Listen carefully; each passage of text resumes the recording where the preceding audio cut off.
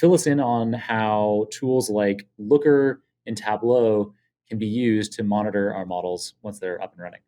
Yeah, it's really common, once your model is deployed to want to know how it's doing, right? You'll want to, at minimum, you'll want to look at like some kind of scatter plot or line chart of your inferences over time. But there's also various statistical methods that you might want to apply to measure more rigorously whether the model is performing, according to the specifications that it ought to be performing to.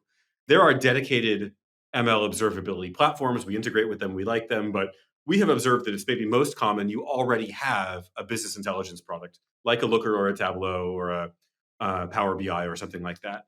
And so we can just make the raw logging information, the inputs and outputs, like we said, available in a business intelligence tool. And it'll be really common. Maybe the head of data at the company or some of the BI analysts or data scientists already have dashboards they look at every morning.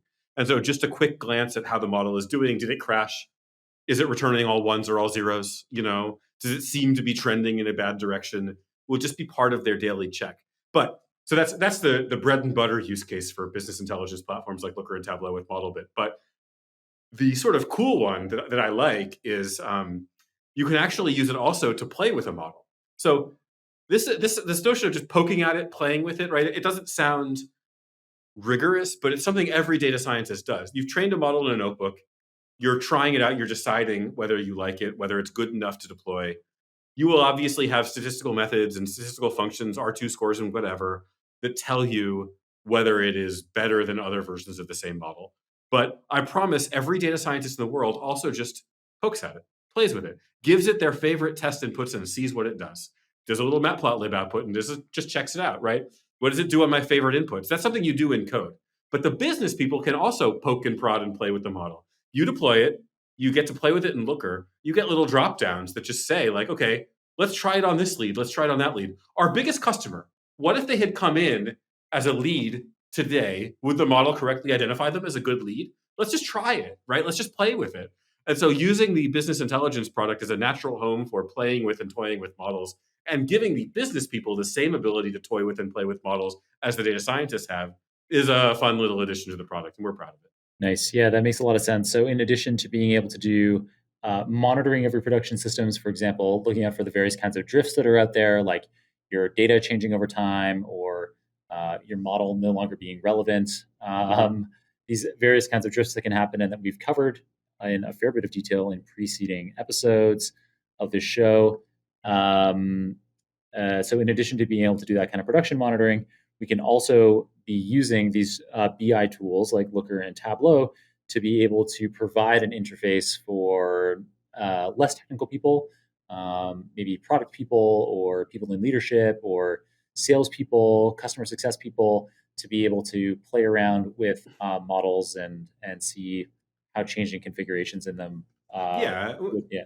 to the extent that we can bring the same, one of the most fun things about sort of getting to play with the technology itself in like a notebook or in code, just the experimental power of it, the ability to stand something up new today, to build something. If we can bring that same sense of experimentation and exploration to the business teams too, and let them just feel the power of the ML a little bit instead of just receiving the business results of it, I think that's good. I think that's a good day's work. We're proud of it.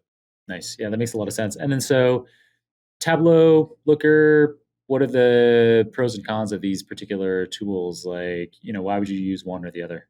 They're both really popular.